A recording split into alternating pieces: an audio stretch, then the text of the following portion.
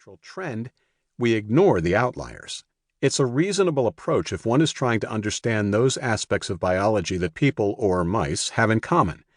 But it's far from the whole story. If I open up a box of lab mice fresh from the breeder, I can see that they share certain traits. For example, they will all attempt to hide from bright light. They will all stand stock still in fear when they smell fox urine, and they will all reject drinking water that's been made bitter with quinine. However, it doesn't take much observation to reveal important individual differences. Some mice are more aggressive toward one another and toward my grasping hand. In the absence of threat, some will race around the cage while others sit there calmly. Individual differences can also be found in physiological measures such as resting stress hormone levels, or sleep patterns, or the amount of time it takes for food to pass through the digestive system. How did they get that way? For several years, not so long ago, I spent quite a bit of time on the dating site OkCupid, looking for my perfect match. For me, online dating was a fascinating, frustrating, and ultimately serendipitous process. I met my wonderful wife on that website. It turns out that meeting one's future spouse online is not an unusual event these days.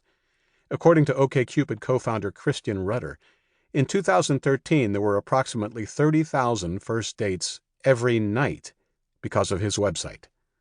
Of those pairs, about 3,000 became long-term couples, and about 200 eventually married, and presumably many others are in long-term, committed but unmarried relationships. One can only imagine that these numbers have increased significantly since 2013, and of course OkCupid is just one of many such sites. For me, browsing dating profiles on OkCupid was a masterclass in human individuality. You probably know how it works. Each person provides basic information, photos, and answers to a set of questions in order to express who they are, or what version of themselves they imagine to be most appealing, and what sort of relationship they're seeking. Importantly, a dating website is not an entirely public forum. Unlike a bar or some other real-world social space, the OkCupid user is not being observed by her friends and coworkers as she writes her profile.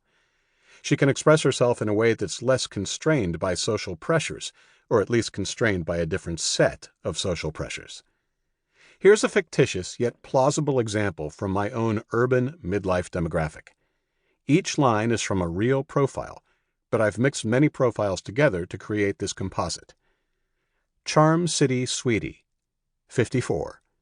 Woman, straight, single, 5 foot 10 inches, curvy. White, speaks English and Spanish, graduated from university. Somewhat lapsed Roman Catholic. Scorpio. Never smokes, drinks socially, has dogs. Has kids but does not want more. Seeking single men for long-term dating. My self-summary. I'm a typical eldest child from a big family. I love witty banter, wry humor, and self-deprecation. I work as a defense attorney. I'm left-handed and proud of it. I like to walk around the house with my toothbrush in my mouth. I have a glue gun, and I'm not afraid to use it. I've been known to get a little blue in the winter. I like to get up really early and run with my dogs. I'm always turning the thermostat up. Both my mind and my browser have too many tabs open at the same time. I like to sing, and I have perfect pitch. I pick my teeth with the mail when I think nobody is looking. The first things people usually notice about me. My long red hair. The tattoo of a dancing platypus on my shoulder. My Boston accent. My perfect memory for song lyrics. Favorite books, movies, shows, and food. I don't watch much TV, but I love scary movies. Right now, I'm reading and enjoying the new Jennifer Egan novel. I rock out to everything from sweaty punk to 70s soul music to Schubert. I like spicy food and hoppy beer, but despise mayonnaise, mustard, and runny eggs. Red wine is not optional for my happiness. You should message me if you're not standing in front of your boat, toilet, motorcycle, or car in your profile picture. You know what a mensch is, and you are one. You won't mind my cold feet on your back. You can bring it. Like the protagonist of Juvenile's song, or A Mouse in My Lab, Charm City Sweetie became her particular adult self.